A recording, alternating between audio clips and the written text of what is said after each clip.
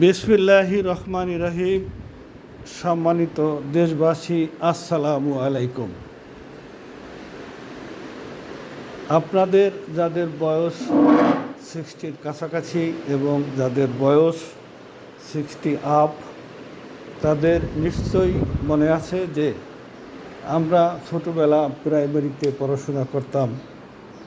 তখন ছোট অন, বড় অন, তারপরে টু, এইভাবে শুরু হতো। তো এখন যেরকম পেলে, নার্সারি, কেজি, ওই সময় এরকম নাম ছিল না। আপনাদের মনে আছে যে ছোট ওয়ানে যে বইটা পড়াতে হতো, সেই বইটার নাম ছিল আদর্শ লিপি। সেই আদর্শ লিপি বইটা আমরা পড়তাম এবং মাটির স্লেটে পেন্সিল দিয়ে লিখতাম, ভিজা ন্যাকড়া দিয়া ওই লেখা মুছে আবার স্যারকে দেখাতাম। এবং এটাও মনে থাকার কথা যে আমরা তালপাতার উপরে কঞ্চির কলম দিয়ে লিখতাম এবং কলাপাতার উপরে কাঠ পেন্সিল দিয়ে লিখে দিত মুরব্বীরা। ওইটার উপরে আমরা সুলেখা কালি গরম পানির ভিতরে গুলিয়ে অথবা কয়লা গরম পানির ভিতরে গুলিয়ে কঞ্চির কলম দিয়ে লিখতাম। এগুলো তো একটা মানে কি বলা হয়, ঐতিহাসিক দৃষ্টান্ত। এগুলো স্মরণ রাখার কথা, মনে রাখার কথা। এভাবে আমরা লেখাপড়া করেছি।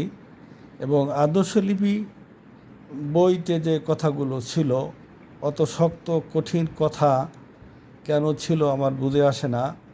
অসৎ সঙ্গ ত্যাগ করো, আলস্য দোষের আকর, ইক্ষুরস অতি মিষ্ট। তো তখন তো ওই যে অসৎ সঙ্গ অর্থ বুঝতাম না, আকর অর্থ বুঝতাম না, কিসের বোঝা, শুধু মুখস্থ করতাম। ইক্ষুরস অতি মিষ্ট, তারপরে খলকে বিশ্বাস করিও না। এই খলকে বিশ্বাস, খল অর্থ কি বুঝতাম তখন। খল অর্থ এখনও কয়জনে বোঝে, খলনায়ক। তাই এই জাতীয় কঠিন লেখাপড়া আমাদেরকে শেখানো হইতো। আপনার বিভিন্ন দিকের 10টি দিকের নাম শেখানো হইতো: পূর্ব, পশ্চিম, উত্তর, দক্ষিণ, ঈশান, বায়ু, অগ্নি, নৈঋত, ঊর্ধ্ব, অধ, এরকম। এখন তো আমরা পূর্ব, পশ্চিম, উত্তর, দক্ষিণ 10টি দিকের নাম কে জানে? ঈশান, বায়ু, অগ্নি, নৈঋত, এরকম কয়জনে জানে? তারপরে এরপরে আমাদেরকে শেখানো হইতো ছোট ছোট কবিতা আকারে: পরপদ লয় করো, কমলজ নয়ন, ভগবত দশধর হতধর চরণ। এই দেখেন, এই যে এটার ভিতরে যে কী শেখানো হইতো, এটা এত কঠিন, এটা বোঝাও তো কঠিন। এখনও কি এই শব্দের অর্থগুলো বুঝি? পরপদ লয় করো, দেখেন একটাও আকারও শেখার নাই। এটাকে যে কী বলে, এইটাও তো এখন পর্যন্ত আমার মনে নাই। পরপদ লয় করো, কমলজ নয়ন, এটার অর্থটা এখনই আমরা শিক্ষিত লোক কয়জনে বুঝি? এরকম কঠিন। তারপরে শ্রী বঙ্ক বিহারী বদ্র, শ্রী উপেন্দ্রনাথ দে, এই কত সুন্দর বসন পড়িল, ঘোড়ায় চড়িল, কত সুন্দর সুন্দর ছন্দের জিনিস শেখানো হইতো। এরপরে ধরেন যেটা বড়োয়ানের বইয়ের নাম ছিল সবুজ সাথী। সেই সবুজ সাথী বইতে প্রথম কবিতাটা ছিল: দেশে দেশে পরে ছাড়া, বুক টান করে দাঁড়া, কে কে যাবি তোরা আয়, খোকাখুকি আগে চল, চাঁদ তারা পতাকায়, খোকাখুকি লড়বে, ভালো দেশ গড়বে। এই যে কবিতাগুলো ছিল, এই কবিতার ভিতরে একটা দরদ ছিল, মায়া ছিল, শব্দ ছিল, শব্দ চয়ন ছিল, আবেগ ছিল।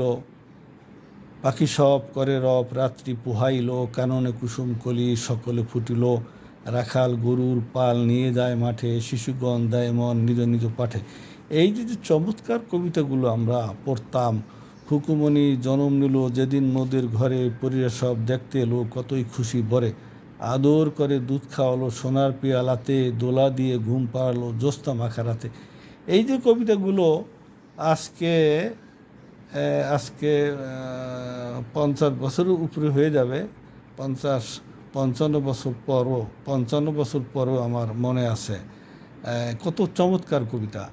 কিন্তু এখন দেশ তো উন্নত হয়েছে, চিন্তাধারা উন্নত হয়েছে। এখন যে কবিতাগুলো ছোটোদের ক্লাসে পড়ানো হয়, এগুলোর সাথে যদি আমি টালি করি তাহলে এগুলো কি কবিতা বলেন? আগডুম বাগডুম ঘোড়াডুম সাজো, এর অর্থ তো আমার তো বুঝে আসে না। এর দ্বারা কী শেখানো হয়েছে আমার তো বুঝে আসে না।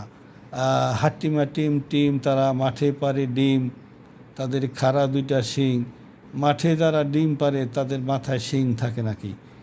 এগুলি দিয়ে কী যে বোঝানো হয়েছে, কি কবিতা আমার বুঝে আসে না।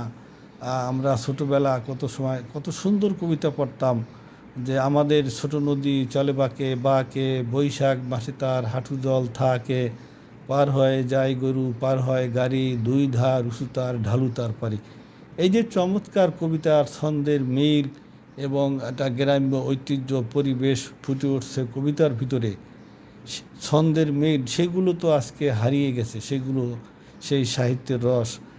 বসন সৎ পুত্র কুলের ভূষণ, তখন সৎ পুত্র কুলের ভূষণ অর্থ কি বুঝতাম তখন। তো এখন এই জাতীয় কবিতা হারিয়ে গেছে। এখন সাহিত্য চর্চা কতটুকু বৃদ্ধি পেয়েছে আমি জানি না। আমরা ছোটোবেলা শরৎচন্দ্রের উপন্যাস পড়তাম। যারা একটু শিক্ষিত, শরৎচন্দ্রের উপন্যাস বা শরৎচন্দ্রের বই আমাদের বাংলা র্যাপিড হিসাবে আমাদের ক্লাসগুলোতে পাঠ্য ছিল। তো শরৎচন্দ্র কত মানের সাহিত্যিক বা লেখক, বা সে সব্যসাচী লেখক কিনা আমার ঠিক জানা নাই। সব্যসাচী লেখক কাকে বলে? সাহিত্যের সব কতগুলো ধারায় যে লেখে।